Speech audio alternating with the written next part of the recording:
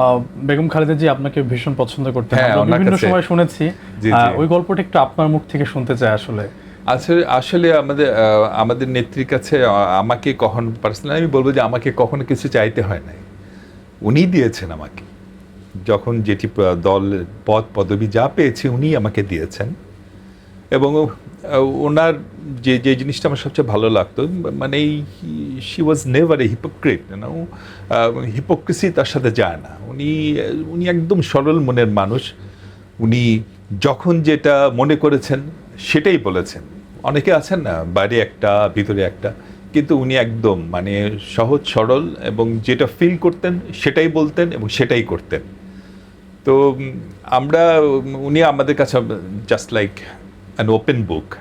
আমরা ওনার মুখ দেখলেই বুঝতে পারতাম যে উনি কি চাচ্ছেন, আর কিছু বলা লাগতো না। একটা একটা একটা ঘটনা বলবেন, মানে খুব ভালো সময় কেটেছে বেগম খালেদা জিয়ার সঙ্গে আপনার, অনেক অনেক এরকম অনেক একটু যদি বলতেন অনেক অনেকগুলোর মধ্যে। সময় যখন যখন আমি ছাত্রদলের সেক্রেটারি, তখন আমাদের নেত্রী একটি রোড মার্চে গেলেন হিল ট্যাক্সের দিকে। তো সেই সময় ওই সময় নারায়ণগঞ্জের ওই সন্ত্রাসী গডফাদার উনি ঠিক শনির আখড়ার পরে একটা ব্যারিকেড দিলেন। সমস্ত গাড়ি আটকা পড়ে গেল। কেউ মানে আমাদের বহরের কেউ যেতে পারছিল না। উনি ওই সন্ত্রাসী গডফাদারের বাহিনী আমাদের বহরের দিকে তাক করেছিল। তখন আমাদের নেত্রী আমাকে ডাকলেন, ডেকে বললেন যে স্যার এই অবস্থা, আম, অনেকে তো আমাকে এসে বলছে ফিরে যেতে, আমি তো যেতে চাই, তুমি কি বলো? তার মানে আমি বললাম যে নেত্রী, আপনি ফিরে যাওয়া আপনার সাথে যায় না, আপনি আপসীন নেত্রী, আপনি যাবেন, আমরা থাকব। বাস, আমাদের নেত্রী মনে যা চেয়েছিলেন আমরাও তাই বলেছি, এবং আমরা ডিটারমাইন্ড ছিলাম যে আমরা যাবই।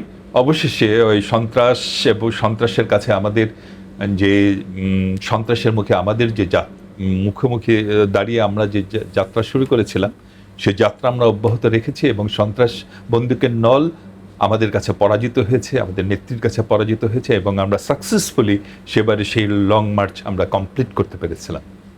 এটি একটি ঘটনা, এরকম বহু ঘটনা আছে। যে একবার আমাদের নেত্রীকে চট্টগ্রামে যে চট্টগ্রাম মেডিকেল কলেজে আটকে ফেলার পর ওরা সন্ত্রাসীরা গোলাগুলি শুরু করলো। আমাদের নেত্রীকে আশেপাশে যারা ছিল গাড়িটারি সবগুলোর উপর গুলিবর্ষণ করা হলো। এই অবস্থায় আমরা আমাদের নেত্রীকে সে মেডিকেল কলেজ থেকে, আমরা চট্টগ্রাম মেডিকেল কলেজ থেকে আমরা বের করে এনেছিলাম। সেই এক বিপজ্জনক পরিস্থিতির মুখে আমরা নেত্রীকে বের করে আনতে পেরেছিলাম। এটা আমার একটা মানসিক শান্তি ছিল।